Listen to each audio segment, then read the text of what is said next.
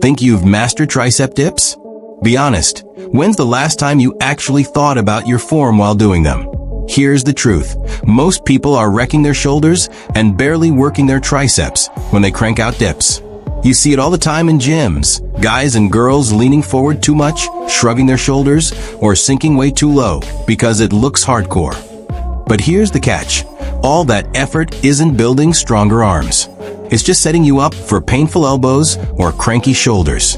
Now, before I show you the right way to do dips, let's expose the big 3 mistakes that almost everyone makes. First, letting the shoulders roll forward as you dip down. That little shrug might not seem like much, but it's like letting the wheels on your car wobble while you're driving. Eventually, something's going to break. Second, going way too low. You've probably heard, the deeper the better. But when it comes to dips, dropping below a safe range turns a tricep builder into a shoulder wrecker.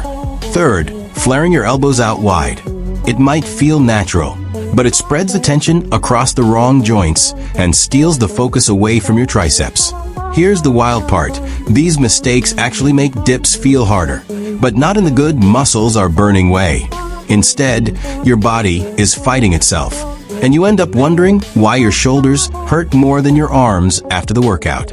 So let me ask you, what if you could flip that around? What if every dip you did actually laser targeted your triceps, gave you stronger, more stable shoulders, and felt smoother instead of sketchy? That's exactly what we're building toward in this video. And it starts by rethinking how you even set up for the dip. Most people treat it like grab the bars and go. But if your foundation is shaky, everything that follows crumbles, like trying to stack bricks on sand. I'm going to walk you through the proper way to perform tricep dips, step by step. We'll fix the little leaks that are draining your power. And I'll show you how a small shift in posture can completely change where you feel the exercise. But here's the deal. I'm not going to dump all the secrets at once. Stick with me, because each layer builds on the next. By the time we finish, you won't just do dips, you'll own them. So let's start with the foundation, your setup and posture. When it comes to dips, your setup is everything.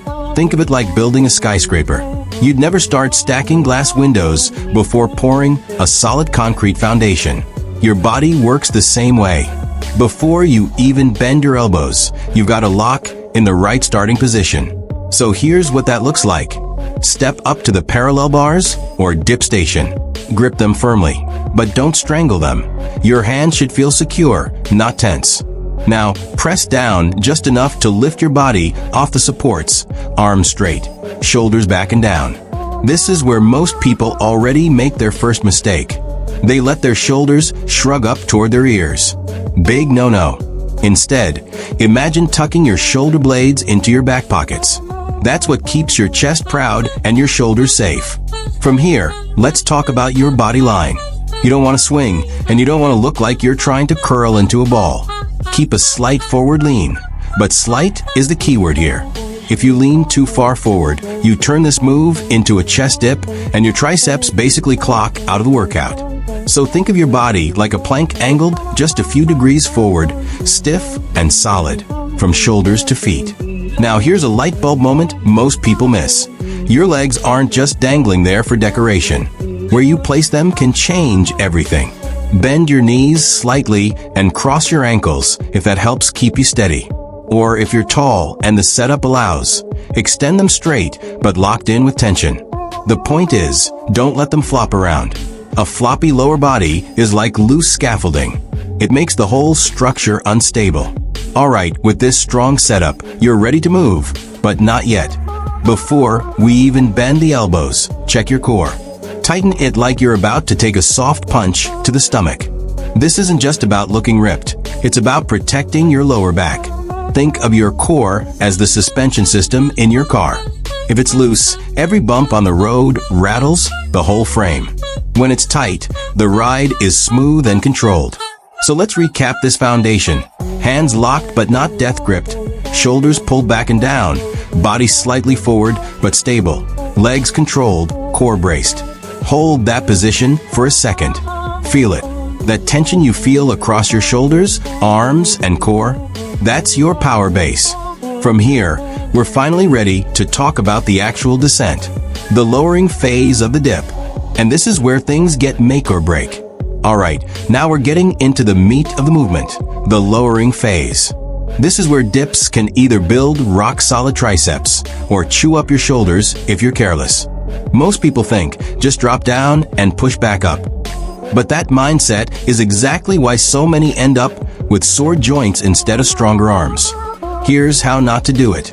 The second you start dropping, you let gravity take over. Your shoulders shrug, your elbows flare out, and you sink as low as you can because someone once told you full range of motion is king. But here's the problem. Your shoulders aren't designed to crank back that far. Imagine bending a paperclip over and over, it'll snap, right? That's what happens when you overstretch your shoulder joint during dips. The stress goes into the wrong tissue, and your triceps don't even get the full benefit. Now, let's flip the script and do it right. As you begin your descent, think control. Lower yourself slowly, almost like you're lowering into a pool of water, and you don't want to make splash. Keep your elbows tucked just slightly inward, close enough to emphasize the triceps, but not glued to your sides.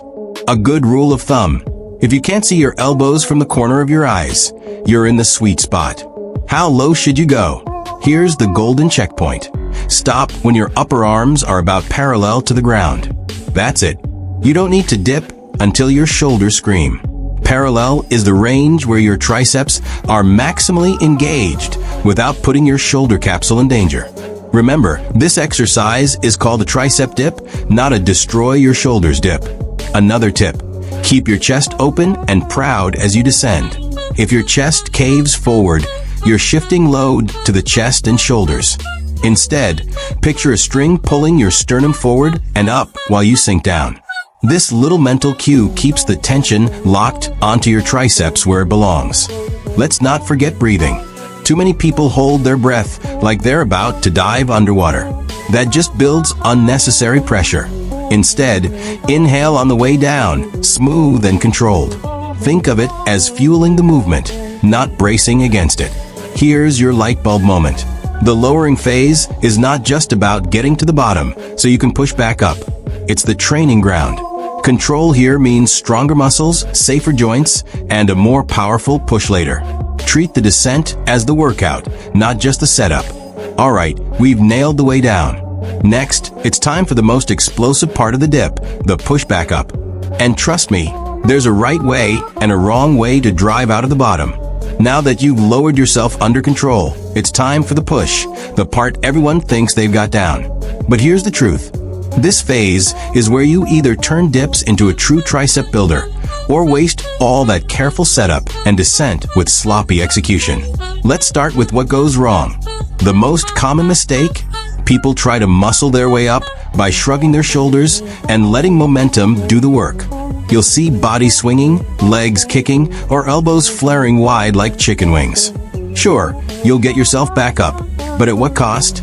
That kind of push doesn't build strength. It just reinforces bad habits and sends stress into your joints. Instead, here's how to own the ascent. The second you hit that parallel arm position at the bottom, pause for just a split second. This eliminates momentum and forces your muscles to engage. From there, imagine driving the bars down rather than pushing your body up. That mental shift activates the triceps in a much more powerful way. Remember, your triceps are the engines here, not your shoulders, not your chest. Keep your elbows tight to your sides as you push. Again, not glued in, but guided. Think of your elbows as pistons moving straight back and forth, not flaring out randomly. As you extend your arms, focus on squeezing your triceps. Really flex them as if you're trying to show off that horseshoe shape at the back of your arm. That mind-muscle connection makes a world of difference. Another key cue: don't lock out your elbows with a snap. That's like slamming the brakes in your car at full speed. It puts unnecessary strain on the joints. Instead, finish strong but controlled. Think fully extended but still tight. You should feel your triceps firing, not your elbows jamming. Breathing here is your ally. Remember how you inhaled on the way down? Now it's time to exhale as you drive up. Picture blowing out the effort, like releasing steam from a pressure valve. That rhythm not only keeps your body oxygenated, but also makes your push smoother and more powerful. And let's talk posture again. Keep your chest open, shoulders down, and core engaged all the way up. If your torso caves or your lower body swings, you're leaking energy. Tighten everything